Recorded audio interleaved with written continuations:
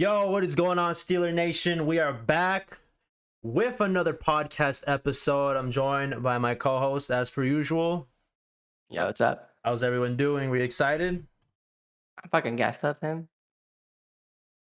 All right. Great week.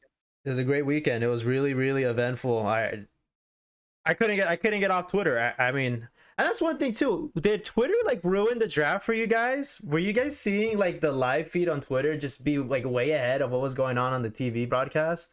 That shit was getting annoying for me. The Pickens pick, I saw it like 5 minutes before we drafted, and that kind of ruined that. Yeah, the draft broadcast is such bullshit, man. Like, there was the Saints traded up, and I was like just waiting for them to be like, okay, did they get Malik? What happened? Like, there's all these storylines going on for quarterbacks and the Saints, and like 5 minutes later, they draft like some random wide receiver or whatever.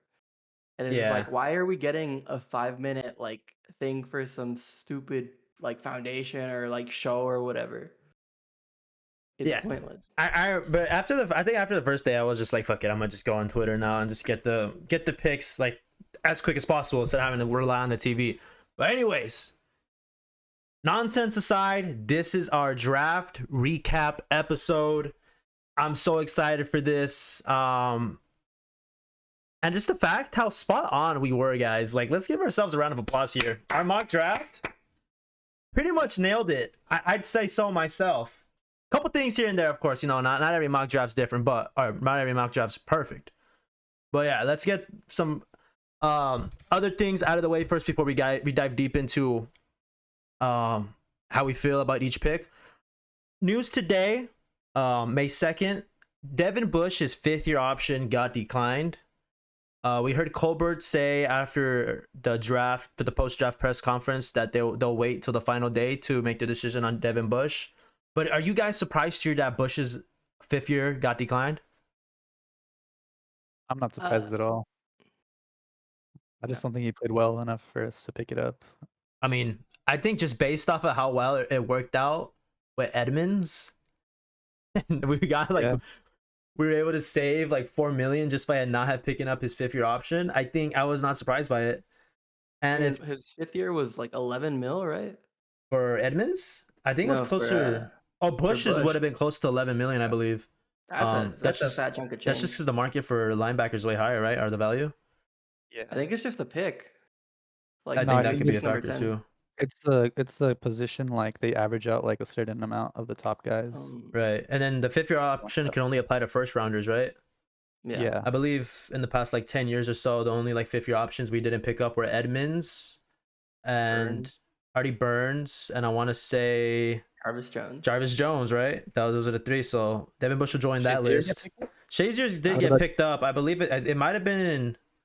Shoot, I want to say they just picked it up just so he could be able to stay on the team, despite him not playing and all that. Just because that's just the organization the Steelers are. Anyway, speaking of first round picks, let's get into our first round pick of the 2022 draft. So on our mock, we had Matt Corral because we just thought, regardless, we're just gonna go quarterback, and if we weren't gonna go quarterback, we would have gotten the tackle or whatever. But we did not expect Kenny Pickett to still be on the board at 20. I mean, the biggest surprise, or I don't know, are you surprised that many quarterbacks made it all the way to the 3rd round? I was so surprised. Like I was saying earlier, like when the Saints traded up, I was like so like, oh, they're gonna get Malik or something. It was the Lions, actually. The Lions jumped from 32 to 12. Mm-hmm. Yeah, that was the first, or besides the Panthers, that was the main one where I was like, oh shit, Kenny's gonna go to the fucking Lions. What a tragedy. And then he sneaks all the way past us at 20, which I wouldn't have thought initially. But I mean, I'm really glad we just decided to go with it. Another bonus, we didn't have to trade up for him. I mean, people are gonna argue that maybe we could have traded down, but if he's your guy, he's your guy. You take him where you're at. You know what I mean? If you weren't able to trade up too, you take it. So we have a list of pros and cons for some of these guys, especially the day 1 and day 2 guys. So I don't know if one of you guys want to read some of them off. All right. As far as the pros go for Pickett, he's toughness, leadership, solid build, good IQ, good mobility, good accuracy on the move. I was actually watching some highlights and I kind of started selling myself on him. We didn't have to move up for him. That was really good. And out of 32 teams, apparently 20 of them had them as their number one QB. So that's fantastic, right? Right. Like overall, he seemed like the number one prospect coming out, even though like there was some hype going around about Malik and surprisingly like Desmond Ritter, like just random stuff like that. Yeah, I mean, Uh, what was I gonna say here? I actually just forgot. I just went through one side of my head out of the other. That was weird. But I don't know. Pickett just being there at 20 just seems like the best thing. You think at that point, was he the best player available? I think that was actually what I was thinking of. Was Kenny Pickett, you think, the best player available at 20 at that point? There's probably some defensive players that were probably better. Right. I think Devin Lloyd, the linebacker, went right after, and I liked him too. Especially now that we didn't get Bush, maybe we should have considered that. But I'm pretty happy with the Pickett pick at 20, especially since we didn't move up. I mean, He he's wasn't my probably the favorite most. quarterback, but I mean, if you don't trade up for him and you get him right there, it's not really a big of a risk, honestly. Yeah, I was gonna say he's probably like the most impactful player available, right?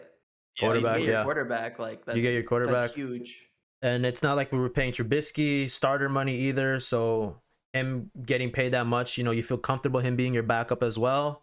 Even if Pickett isn't ready week 1, which I think he should be, I think we're going with the notion that we're drafting him to be week 1 ready. He has these next 4 months to prepare. And we're really just not we're trying not to overemphasize, but just the fact that he spent the last 5 years in Pittsburgh in the UPMC Rooney facility with his practices, playing at Heinz Field for his college ball, and just being able to be familiar with the city of Pittsburgh. I think that's just another thing that really shell shocks a lot of rookies is they're in a new environment. Pickett's going to be well adjusted already. I'm sure being on the road and being in stadiums like there will be a completely different and new experience for him. But just him being able to be familiar with the culture in Pittsburgh, having known Mike Tomlin already, knowing Coach Canada for like 6-7 years since he recruited him out of high school. I'm excited. And I think just the fact that the Steelers have known him and been able to see him grow up since he was a first year in college, maybe that could probably set the baseline for all the other quarterbacks that they're really getting to know and interview over the last, several months in this draft process. I'm excited. I wanted Pickett. I thought no idea he makes it to 20, and I was just fucking happy when it was. I'm pretty sure there's a video somewhere of me taking a shot right after the pick went through. But yeah, I mean, I'm happy for it. I gotta pre-order my jersey. Actually, no, I'm gonna let him win the starting job first before I get ahead of myself here. But that'll take us to our second rounder. Who wants to read this off? Well, some of the pros is that he's a dog. Oh no, what's his name? Wait, we didn't say. George Pickens, wide receiver George out of Pickens, Georgia. man. George fucking Pickens. Well, He's a guy. He's a guy. This is a stud. This guy. He's a guy's guy. Or at some of our pros, he has some Heinz Ward in him, both from Georgia. Plays nasty. He's a great blocker. He's 6'3" and 200 pounds. That's like ideal size for me. That's big. He Yeah. has 4.40 speed. He's a good route runner. He's good in the deep ball. He pretty much has all the talent. He just faced some injuries, and that's why he was a second-round pick. Right. Didn't He we also nail has this? Yeah, this We guy nailed could have it, gone yeah. on the first round. If Like, he was healthy all year, he has all the tools. and let's not forget, right? That just because we got good old coach Mike Tomlin, nobody's worried about his character issues in Pittsburgh. Just because we got Tomlin, it's like, oh, he has Coach Tomlin. Tomlin's gonna get 6 years of productivity out of George Pickens minimum, just because of Coach Tomlin. So, I mean, I think a lot of it too, just really the way these rookies are gonna go, really just depends on their environment and them being in Pittsburgh and the way that things are ran. I'm confident George Pickens' character issues aren't gonna be a problem. And Pittsburgh's just gonna embrace the way he fucking plays football on offense. Any other comments? I'm excited. I'm No. This might be most people's most like favorite pick, just because of, like, he had such a first round grade on him. And I'm not even worried about the amount of receivers that went ahead of him. How many were there? Like 10 maybe? 7 or 8, something 7. like that. Yeah, This I is mean, a stacked class. yeah, it's funny how Pickens could have gone in the first round and Pickett could have gone in the second, And Pickens is like the 10th receiver taken, and Pickett's the first fucking receiver in taken, our first quarterback taken. It's gonna be fun having to say Pickett to Pickens all year, man. It'll be interesting how many times people butcher that. It's gonna be the new pick six, bud. New pick six. When we score a touchdown. The pick six. Oh, that's good. Yeah, fool. But yeah, just another thing. I mean, there's something about him only being 200 pounds, especially when you compare him to Chase Claypool. I mean, Claypool's a freaking nature. This guy had even a faster 40 than Pickens, and he had another 38 pounds on him. I mean, I don't know if he's 238 coming out of the draft, but he is now. I mean, Pickens is only 21 too. Yes, so yeah. He's got young. time. He's got time to put on mass. I mean, I'm pretty sure right now he's all pure muscle. I mean, just the way he's able to fucking throw dudes down just straight up. He doesn't look small at all, honestly. I'm fine with his Yeah. weight. I mean, he's not small. I was trying to find cons, and that's all I could come up with. But let's throw that picture of him that clip of him getting drafted, because that shit's fucking hilarious. Him in the ski mask or whatever. He's our new meme machine. Every receiver's our new meme, huh? That's exactly what's going on here. All right, third round, the Marvin Leal, D lineman, Texas A&M, SEC guy. That's a big thing, I guess, nowadays, that they played in the SEC. Well, they've gone up against fucking dudes, all right, dudes on the O-line, because these dudes that play in the O-line at Bama, these guys are already should be in the NFL, even they're like 19. They're built like that. So third round, I want to say this is another steal, right? The way how late we were picking the third round. What else you guys want to add to that?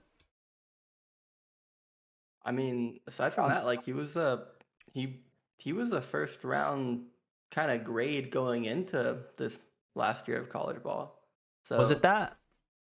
I knew he was ranked really high coming out of high school. I know the Steelers don't really even. I mean, Tomlin even admitted this, that they don't even look at their high school grades, but I think the Marvin Leal was the number one guy in Texas, right? I think Chewy could confirm this. He really knows this stuff. He's a number one defensive tackle recruit.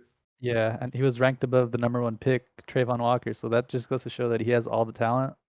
He just didn't put all of it together, but he still put enough of it to be a day 2 pick.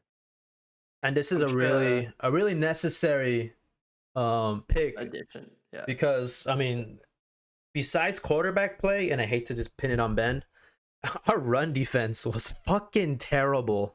It was dog shit. I mean, you could blame it on Tuitt. You could blame it on Alualu getting injured. I blame it on but the Marvin Leal kind of brings that presence that we really need. And I like some of the other guys we got on D-line. We really like Bontravious Adams. I think we gave him another year. Loudermilk was another good pick from last year that I really feel could take another step. So it's not like the Marvin Leal, assuming Tuitt is back. I know Alualu will be back. The Marvin Leal doesn't have to see the field at all times. He could be a situational guy as well, where we could put him in for his strengths. And I'm excited. Our D-line is aging. And we really haven't drafted a D lineman this high since Tuitt, and that was in what, 2013, 2014? I mean, just from looking at Tuitt and Hayward, it seems like we are good at developing D linemen. Oh, for sure. Yeah, I'm sure we'll be able to put together all of the house talents. Hargrave, yeah. I mean, yeah, we coached up Hargrave like crazy. What round was Hargrave? Hargrave was at third. Yeah. Third? Okay. So yeah, the highest drafted D tackle since Hargrave. I want to say Hargrave was what, 2016 maybe? 2015? I think we drafted him 6 years ago. It's 2016. Wow, 2016 was 6 fucking years ago now, guys. Holy shit. His last year with us, Hargrave was a beast. Yeah, I think that was a huge hit. That was huge, big. Yeah, losing him. But that brings us to the 4th round. I think this is gonna be a real, when people always bring up, how do the Steelers find these receivers so late in the draft? Well, this basically cements Kevin Colbert's legacy, his last draft year. Calvin Austin III, wide receiver out of Memphis. This guy is gonna be what we hoped Dre Archer would have been 10 years ago. I think I saw that tweet. I hope I remember to give credit to that tweet there, but because I thought that shit was hilarious. Whatever writer wrote that. We picked Dre in the 5th. Dre Archer was a 3rd, I think. Fuck, really? Yeah, but I mean, 4.2 speed. that he was at the time, I think he had like the top 3 fastest 40. I want to say Yeah, he had like a 4. it was like a 4.3 flat maybe. I want to say. But yeah, I mean, just like G Archer, he's around 5'8", but plays bigger than he is. That's what our wide receivers coach described him as. So I'm gonna take it. I mean, so yeah, the con is labeled right there. He's small, but this dude just uses his speed. This was the one whose tape really impressed me the most. I'll be honest, just because you just see him blow by defenders. It's gonna be the guy where we just get the ball in his hands. Hopefully Canada can have things designed, a little quick release. We've been doing it all this time, but hopefully it's able to be more effective because we're gonna have a guy that's a lot quicker. New McLeod. I mean, yeah, this guy's probably quicker than McLeod too. Let's be real. And we got a guy like George Pickens who could block in the passing game too. We picked up Pickens to block for us. Oh yeah, man, for sure. Thinking 2 steps ahead. And I really like how the Ravens were like right after us, and if they would have had him on the board, they would have got him. So that was a nice little steal for us. But yeah, let's get into like the last couple picks here. We didn't have a pick in the 5th, but we had one in the 6th here. People, again, look at the Steelers just standing by, football as family, getting Connor Hayward out of Michigan State with the 208th pick. It's written right there. Cam Hayward's younger brother. It was really nice to see. I think I saw on Instagram of Hayward and his brother, Connor and Cam, like sitting on the front doorstep. And Connor had Cam's draft hat, what it looked like from when Cam got first drafted by us in 2011. I thought that was a cool moment. But yeah, we'll see what his real play is gonna be in this team. What is he gonna be doing? I know I saw how people say they're gonna like to put him a little bit more at tight end and fullback. I think it's gonna be a little bit more about him lining up in tight end, and then they'll try to give him the ball as whatever option he will be, and then see what he could do once he has the ball in his hands. What do you guys think? I think he's gonna be special teams, honestly. Yeah. I mean, at the very least, you'd hope so, right? I think we might use him on those little jet sweeps, like we did with Ebron and Juju. Yeah. We don't have a player to do those anymore. It'll have to be him. Just kind of little shovel pass to him. Pickett. He'll have to practice his shovel passes. To really get Connor Hayward the ball. That'll be interesting. But yeah, those are like some nice little goal line plays. We'll see. Hopefully we see one of those or something. So yeah, round 7 with the 225th pick, we had Mark Robinson, inside linebacker or middle linebacker out of Ole Miss. This is a real interesting story. Who wants to tell it? I think he was at one college, and then that college stopped offering football scholarships. First of all, he was a walk-on at that first college, wasn't he? No, the first college he was a scholarship player. Oh, okay.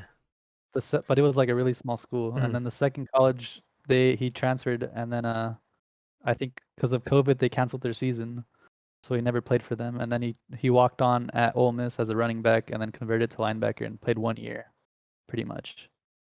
So This guy's just like raw athleticism. yeah, I mean, and we got a guy like Brian Flores in the coaching staff who knows what he could do. I'm interested to see. Maybe this is the guy that made sure we didn't need to pick up Devin Bush's 5th-year option, just because we'll have a little Mark Robinson as a depth piece. But yeah, and then I also heard too that he was a part of the 30 that visited the facility beforehand. I'm interested to see where this goes. Vince Williams was a 6th round pick. So we've gotten guys that can play the middle linebacker position in the past for an extended period of time. And then lastly, Chris Oludokun. I hope I didn't mess that up. Quarterback Adokun at a South Dakota State, 241st pick. That'll be the last pick in Kevin Colbert's, ever. This is his legacy pick, guys. I'm kidding. This is, I really don't know. I'm assuming his place on the roster is going to be the 3rd quarterback. And he's going to allow us to be able to trade Mason Rudolph towards the end of preseason. That's what I'm hoping for. Who would we trade him for? What? Just a seventh rounder. Desperate team. A desperate team that needs a backup or some shit.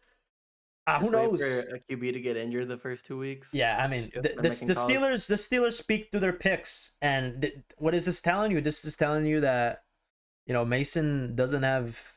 There's no guaranteed money for him at all this year, or whatever it was. There's a graphic that I saw, or a tweet. I'll hopefully I can remember to put it up, of just what everyone's each quarterback on our team's expected salary, and there's like none, or at least 0 guaranteed for Mason.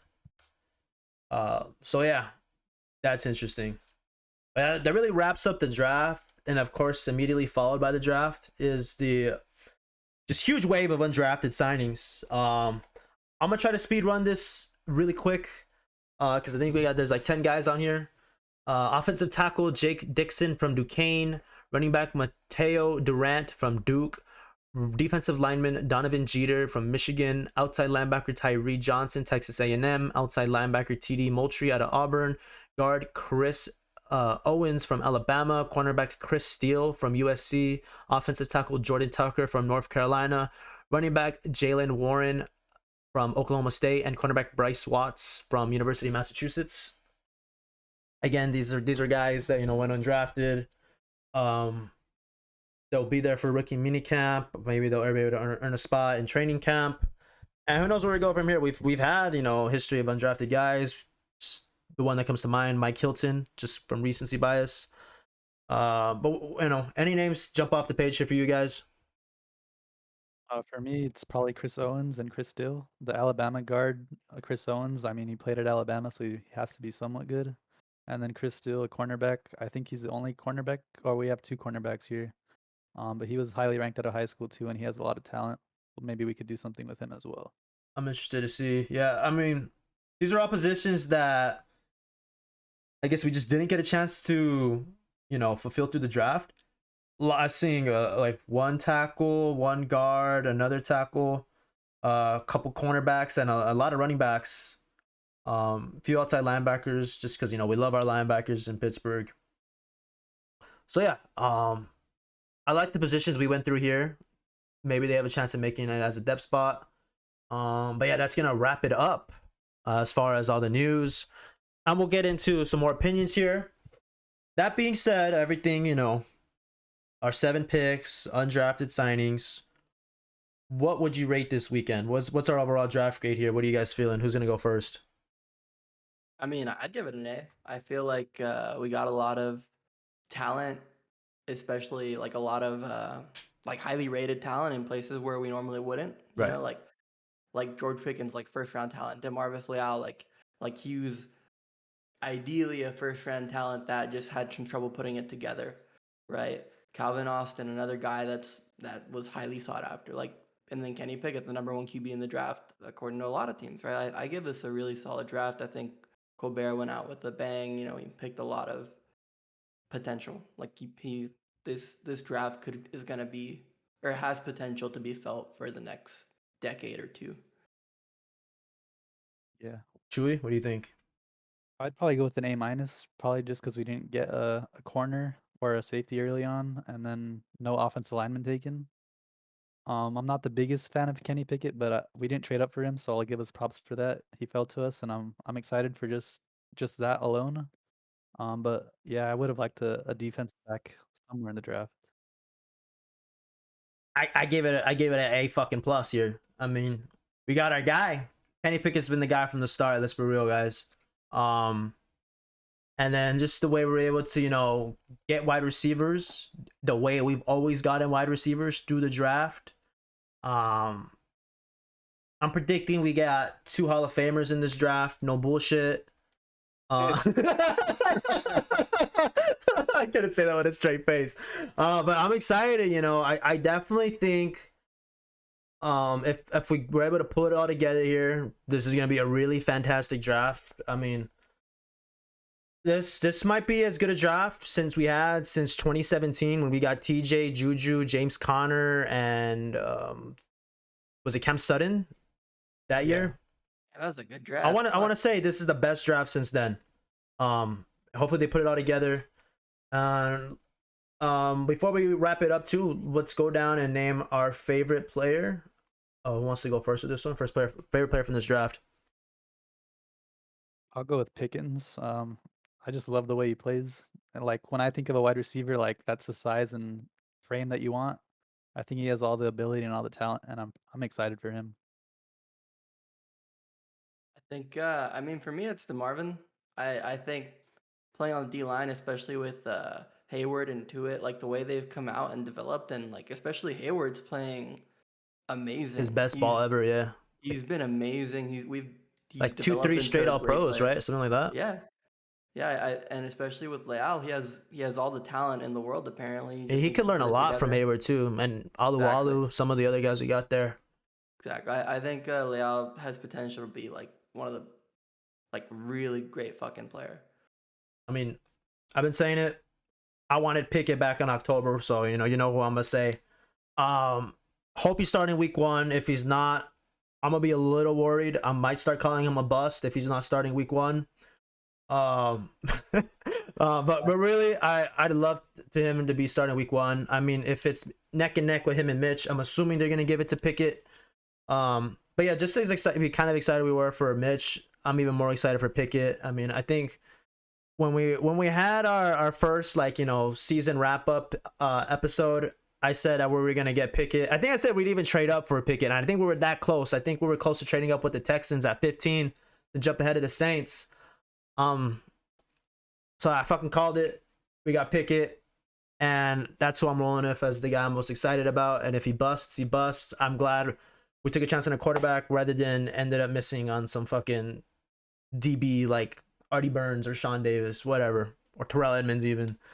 Terrell Edmonds. But I think that's gonna do it for us, guys. Any other closing statements? Anything else you want to add? I think I wanted to talk about how kind of close that we were with our mock draft. We were on the spot with George Pickens in the second round. We called that, and then we called Connor Hayward with our first 7th round pick. He ended up being our 6th round pick. We nailed the positions too. We were pretty spot on. Yeah, we had a receiver going in the 4th round as well. Oh shit, first 4? Fuck. Oh, we had Justin Ross going to us in the 4th round, but some kind of weird news came out then. That's why he fell. In the 3rd round, we did have us going DB, but I mean we still went defense with the Marvin, and yeah, I mean that's really it.